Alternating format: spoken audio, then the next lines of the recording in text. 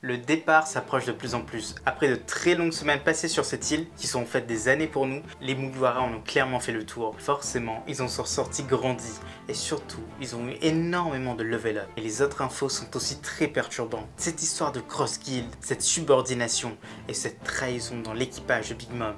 Mais là, c'est clairement de la folie. Alors bienvenue sur Raftel et Nakama.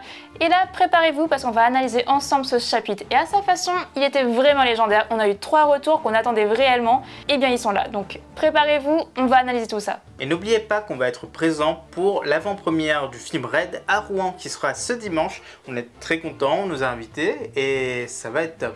On va retransmettre tout ça sur les réseaux, surtout sur Twitch, parce qu'on a eu l'autorisation, ça va être assez sympathique. Et en plus, on vous offre 2 places. 2 places pour aller voir le film Red dans n'importe quel cinéma pâté en France. On va vous envoyer les tickets. Vous avez juste à aller sur notre TikTok, là où on fait gagner ces fameux tickets.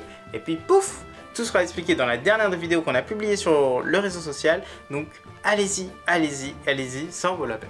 Alors petite précision pour le lien TikTok, du coup il va s'afficher dans la description de la vidéo. Donc place à la vidéo. La cover de cette semaine s'est fait très longuement attendre parce que ça fait longtemps qu'on n'a pas eu de cover, mais surtout on a enfin l'élément qu'on voulait depuis un bout de temps. On a Katakuri qui est là. Katakuri est sur cette page, on le voit enfin et il est en train d'utiliser ses pouvoirs, son mochi pour boxer le Germain. En tout cas il arrive pour ça. Il n'est pas tout seul, il est avec son frère, vous savez ils sont triplés et là il est avec Oven. Bon ok, on l'avoue, on fonde pas beaucoup d'espoir sur Oven, ça c'est certain. C'est vrai que Oven avait déjà essayé de tuer Porn à bout portant, il n'avait même pas réussi.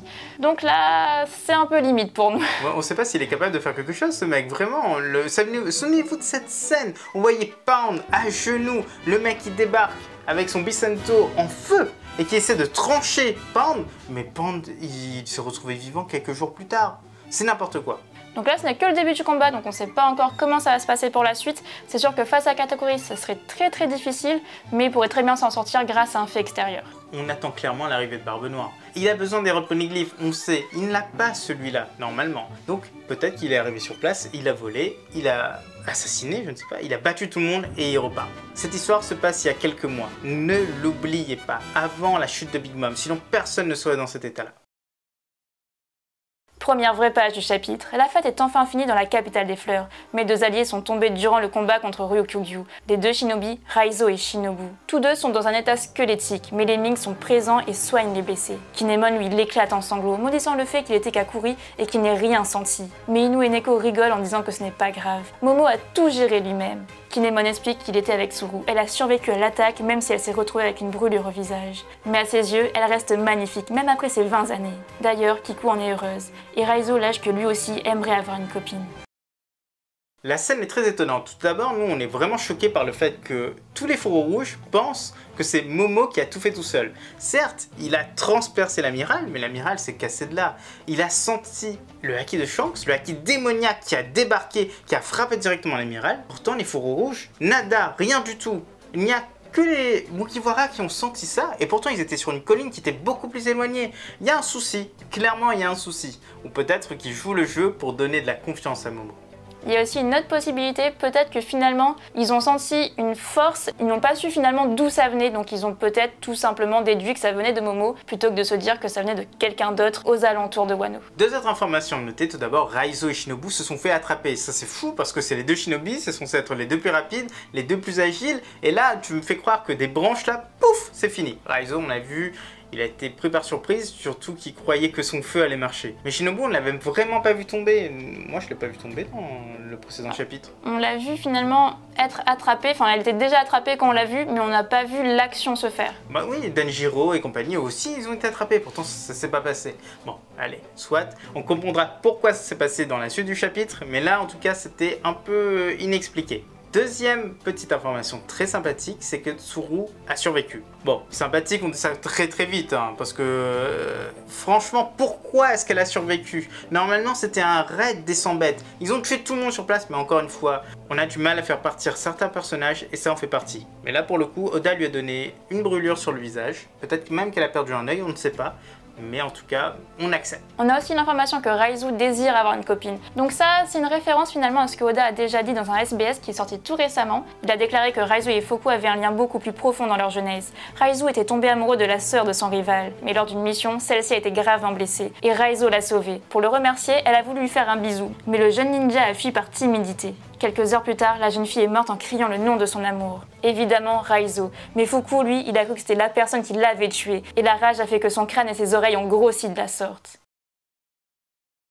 On est de retour dans la salle, et soudain, Carotte fait irruption, en plein milieu de la conversation. Les deux ducs l'ont fait appeler. Elle est comme à son habitude totalement insouciante. Tant, Inu lui demande directement de devenir le prochain chef du duché de Mokomo, ce qu'elle accepte d'un seul coup sans rien comprendre. Puis, elle hurle et elle dit qu'elle ne peut pas faire ça, ce n'est pas son rôle. Il y a des personnes bien plus qualifiées. Mais les deux ont déjà pris leur décision. Et ils disent tous les deux qu'ils vont rester pour aider Momo et surveiller Wano. Mais elle a ce qu'il faut pour la nouvelle ère, pour la nouvelle génération de Mokomo. Elle a voyagé avec Luffy et les Mugiwara. Elle en a vu du pays. Elle a suivi les pas des grands Minks. Malgré le refus de Carotte, les mousquetaires sont d'accord. Et Wanda également. Ils vont tous la supporter. Et surtout, elle a sur ses épaules la volonté de Pedro.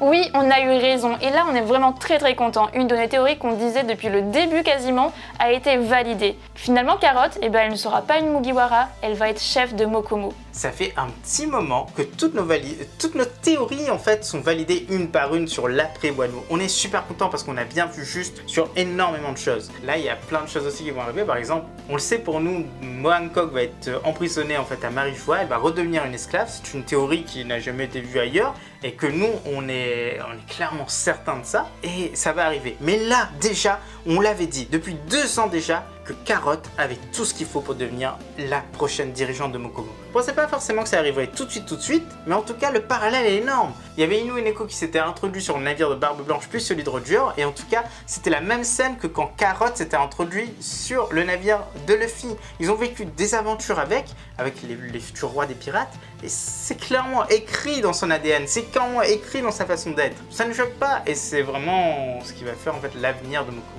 D'ailleurs, il faut relever que pour Inu et Neko, ils étaient considérés comme des compagnons de voyage. Et Carotte, c'est exactement la même chose. Elle est considérée comme un compagnon de voyage et non comme une Mugiwara. Clairement, c'est dit, c'est fait. On n'a jamais dit qu'elle serait une Mugiwara, donc on est très content. Et certains vont être déçus, je comprends totalement. Dans une autre salle du château, une autre scène se passe, bien plus déchirante. Le père d'Oden vient de révéler son identité à ses 2 descendants, ceux qu'il n'avait jamais rencontrés sous sa véritable identité. Il ne cesse de s'excuser, en disant que Momo ressemble tellement à Oden, et les 2 autres lui lancent de ne pas s'excuser, que c'est un miracle et une chose sans égale d'avoir encore quelqu'un qui partage le même sang qu'eux. Sakayuki se tourne vers les fourreaux rouges en disant qu'il savait que tous avaient deviné son identité. Alors que Kinemon, lui, il est extrêmement choqué, il n'avait rien remarqué.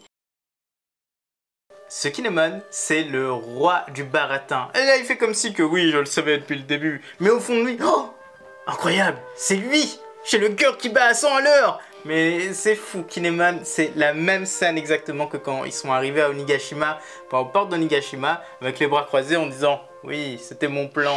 Mais dans sa tête, c'était absolument pas ça. Il s'est encore trompé, mais là, ça n'a aucune importance en fait.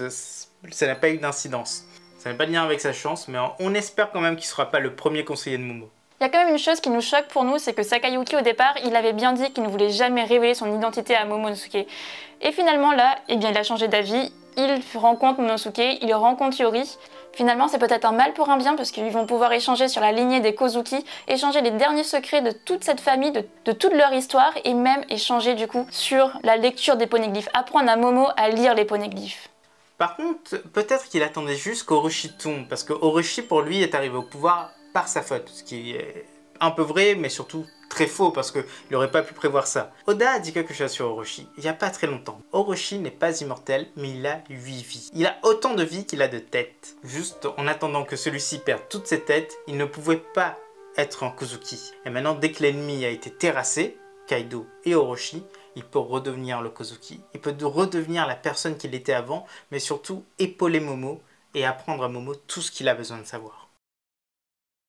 Dans une autre salle encore, les Mugiwara sont en pleine discussion. Robin est revenue de son voyage des tréfonds de Wano, et pour une fois, elle partage enfin les infos. Elle lâche que Pluton est bien sur cette île. Franky s'en étonne et se dit qu'une chose aussi terrifiante existe bel et bien. Luffy, dans un effort exceptionnel, se rappelle que Franky en avait brûlé les plans. Et Robin lâche que c'est bien ça, l'arme qui a été nommée comme un dieu. Et elle demande si Luffy voudrait cette arme. Et celui-ci rétorque que ça ne l'intéresse pas du tout. Robin forcément consent, mais continue en disant qu'Oden voulait libérer l'arme. Il devait bien avoir une raison pour ça. Et d'un coup, une nouvelle apparition a lieu. Une femme magnifique accompagne Otama. C'est Shinobu et elle est resplendissante plus que jamais. Et d'ailleurs, Sanji tombe instantanément amoureux. Alors que dans l'ombre, quelqu'un guette. Caribou aux cheveux mouillés. Il a tout entendu. Après Poséidon, il connaît maintenant la localisation de Pluton. Il va en informer une certaine personne. Comme prévu, Luffy ne veut absolument pas entendre parler de Pluton, ça ne l'intéresse pas, c'est une arme antique, c'est quelque chose qui n'est pas propre à lui-même, donc ça ne l'intéresse pas. Et surtout, c'est pas de la viande. Robin, elle en sait plus, ça c'est certain. Mais Franky, lui, il a lu les plans. Et il est totalement étonné en fait que cette arme soit vraiment sur place. Il est même limite terrifié. Donc il connaît en fait, il a vu les plans, donc il connaît c'est quoi Pluton. Il connaît la puissance de Pluton sans doute. Et pour le coup, on est partagé entre le fait qu'il soit vraiment effrayé et le fait peut-être qu'il a une petite envie d'aller voir, une petite envie en fait de posséder, d'utiliser Pluton pour une seule fois. Parce que rappelez-vous, dans sa jeunesse, il avait utilisé et il avait créé pas mal de Battle Franky. Bon. La mort de Tom lui a servi de leçon, mais on ne sait jamais. C'est vrai que Franky est un personnage très étonnant, mais il adore toucher à toutes ces armes un peu puissantes. Et souvenez-vous, il a même fait exploser le labo de Vegapunk. Oui, il peut faire exprès, mais il l'a fait quand même, hein. C'était très particulier. Et concernant Shinobu, eh bien, elle a eu un lifting gratuit grâce à Ryokugyu. Merci Ryokugyu. Mais ça reste quand même assez étonnant. Je dis pas que je suis déçue, mais c'est vrai que j'aimais bien du coup le Shinobu, le côté personnage féminin qui était quand même différent de toutes ces jolies filles qu'on a dans One Piece habituellement. À part Big Mom. À part Big Mom, c'est vrai. Mais c'est vrai que le fait qu'elle soit assez ronde, qu'elle est dépeinte comme une femme qui n'est pas la plus belle, alors que maintenant elle est sublime, Sanji le dit très bien, et puis elle est redevenue comme avant, c'est pas ce qu'on préfère.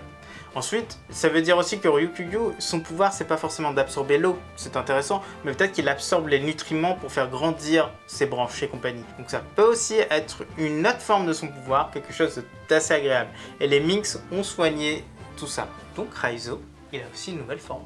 Et on a hâte de la voir parce qu'on ne l'a pas vue ici. Et peut-être que du coup, il trouvera enfin une petite copine. Shinobu, qui sait.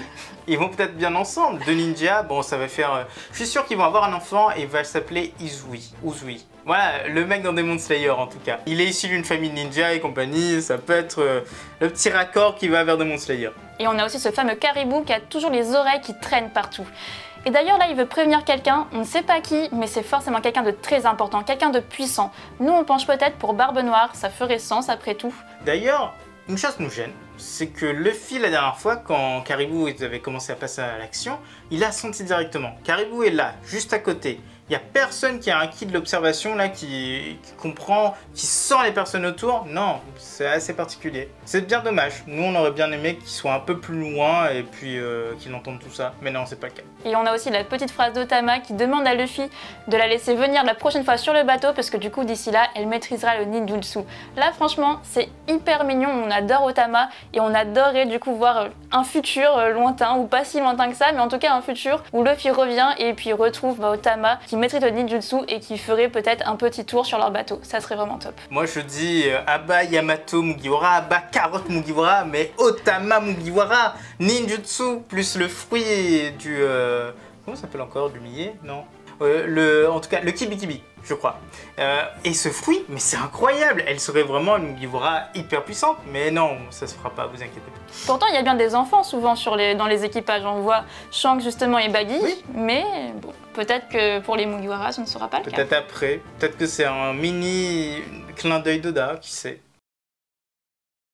Au château, Momo supervise la réparation de chaque région. Il est maintenant shogun, mais quelque chose semble gêner. Il erre dans le château et d'un coup, il court voir ses amis. Il crie à Zoro de venir l'entraîner au sabre. Mais il n'est pas là, Luffy non plus, Nami et Usopp, tout l'équipage a disparu. Ils courent voir Yori et Otoko et elles annoncent qu'ils sont partis au petit matin. Au même moment qu'Inemon débarque, il lâche que lui aussi il n'a rien su. Mais ils ont dit au revoir, mais apparemment, ils auraient dit au revoir à tout le monde. Sur le port, les trois capitaines pirates se disputent encore, se disant que c'est pas normal que tout le monde veuille y aller en même temps, qu'il faudrait que les départs soient décalés. Personne ne veut le faire. Alors ils se disent qu'ils vont choisir chacun une île, comme il y en a trois qui suivent ces lieux. L'eau choisit le nord-est, mais les deux autres optent pour le centre, l'est. L'eau lâche alors qu'ils sont idiots car le centre n'est vraiment pas du tout le chemin le plus court. Du coup, Luffy et Kid doivent choisir la courte paille, et c'est l'empereur des mers qui a perdu. Mais Kid lâche que le Yonko qui l'énerve réellement, c'est Baggy le clown. Celui qui a réussi à mettre sous ses ordres 2 anciens Shichibukai, Crocodile et Mihawk. Et tout ça dans sa fameuse Cross Guild. Luffy est complètement choqué, il se demande pourquoi ces deux-là suivent un tel homme. Zoro lui-même dit que ce n'est pas possible. Luffy rajoute que c'est un idiot, mais Law dit aussi que si ces deux-là le suivent, c'est normal qu'il l'appelle empereur. Et Kid explique maintenant que cette guilde met des primes sur la tête des marines. Et les citoyens peuvent même chasser les marines pour l'avoir. Le monde a radicalement changé. Momo s'ennuie. Clairement là le rôle de Shogun pour lui c'est bien, c'est très intéressant, mais il se sent un peu comme Oden, un petit peu prisonnier, on le voit marcher un peu partout. Et là d'un coup il va voir ses amis, il espère sentir l'excitation de l'aventure, c'est ça qu'il cherche en fait. Et le pauvre Momo, il va finir un petit peu comme un Shogun, certes, bon, il va vivre d'autres aventures, mais il a un petit peu cloisonné sur place. C'est vrai qu'on le voit bien, tout le monde l'appelle Shogun, Shogun, mais on voit que Momo, il a l'air quand même très renfermé. C'est pas qu'il est pas content, mais je pense qu'il est déjà un peu blasé. Ensuite on a Baggy. Baggy le clown, il vient de faire un truc totalement terrible. Il a créé la Cross Guild. Au-delà du fait qu'il y ait toutes ces personnes super puissantes dedans, en fait, Crocodile et Mihawk, ce qui est incroyable parce que ces deux anciens Shichibukai l'ont suivi. Surtout Mihawk, c'est impressionnant. Crocodile, il doit avoir un plan pour peut-être prendre la tête de Baggy et reprendre le truc. Non, c'est très bizarre, mais dans tout ça, l'idée est génialissime. Au lieu de se faire traquer très facilement, Baggy s'est dit « Hé les mecs, ce qu'on va faire, c'est qu'on va mettre des primes sur la tête des marines. Donc comme ça, on a tous les pirates qui veulent nous rejoindre, ils vont nous rejoindre. » Et ils chassent pour nous, et nous on a juste à donner de l'argent, et il y a moins en moins de marines. Et en plus, si les citoyens font la même chose, tout bénef, on leur donne l'argent, et il y a un marine en moins. C'est super, c'est l'idée du siècle, mais c'est incroyable. C'est normal qu'il est devenu un Yonko. Là, tout est justifié, ça veut dire que, imaginez le nombre de pirates qui sont venus le rejoindre juste par appât du gain. Parce qu'en fait, c'est de l'argent facile. À chaque fois que je tue un marine, je le ramène, j'ai de l'argent. Un citoyen lambda, il se dit mais merde, moi je me travaille toute ma vie pour payer la taxe céleste pour mon pays. Mais sauf que je vis dans la misère. Et bien je deviens pirate, je chasse les marines qui sont là et je les ramène à Baggy. La Cross Guild me paye. Parfait, tout est parfait. Baggy est devenu empereur légitimement. Baggy, il a quand même une capacité qui est incroyable. Il a cette capacité, comme Luffy finalement, d'attirer les gens autour de lui, sans le faire exprès, mais il attire les gens à lui. Et d'ailleurs, Mihawk l'avait déjà dit à Luffy que c'était une capacité qui était très rare et qui ne s'acquiert pas très facilement. Et ça, du coup, ça peut justifier le fait que Mihawk les rejoint. Il a sans doute décelé justement cette capacité chez Baggy. Pendant ce temps, Law donne à Kid une copie du poneglyphe rouge et il dit directement à son équipage qu'ils ont tous les droits de l'avoir parce qu'ils ont fait énormément de cette guerre. Qu'il leur lâche qu'ils savaient que Kaido en avait bien un et que c'est sans doute comme celui qu'ils ont récupéré sur le territoire de Big Mom. Un Sud-Commander l'a volé et l'a livré pour eux. Mais maintenant, il veut rejoindre la bataille pour le One Piece. Kid comprend même qu'il doit aller vers cet homme aux cicatrices brûlées. Alors que Luffy, lui, il est intrigué par cette phrase. Un homme aux cicatrices brûlées. Law semble connaître de qui il parle et Robin est très étonné. Mais rien de plus ne sera dit sur cette personne. Pendant que dans le château, Momo et Kinemon cherchent Yamato et celui-ci hurle depuis le toit qu'il est toujours là, mais qu'il a pris sa décision. Il va voyager avec l'équipage de Luffy en tant qu'Oden Kozuki. Et c'est la fin du chapitre.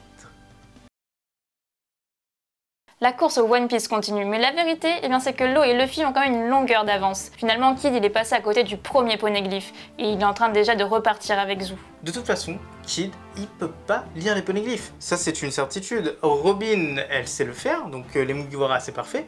Law, il a peut-être écouté un petit peu Robin, ils sont assez proches, donc il a peut-être eu une traduction des poneglyphes rouges, qui sait, même si on pense pas que Robin pourrait mettre des bâtons dans les roues de son capitaine. Et enfin... on sait pas comment ça peut se passer, mais en tout cas, Luffy est le seul qui est vraiment capable de le faire actuellement. Peut-être Barbe Noire, mais on n'a pas de confirmation. Ensuite, il parle d'un homme qui a été brûlé. Pour nous, ça ferait sens que ce soit Aokiji. Finalement, il a été battu par Akainu et il a quand même eu des cicatrices. Ça, c'est le minimum, il a perdu la jambe, donc forcément, il a des cicatrices et c'est peut-être de lui qu'on parle.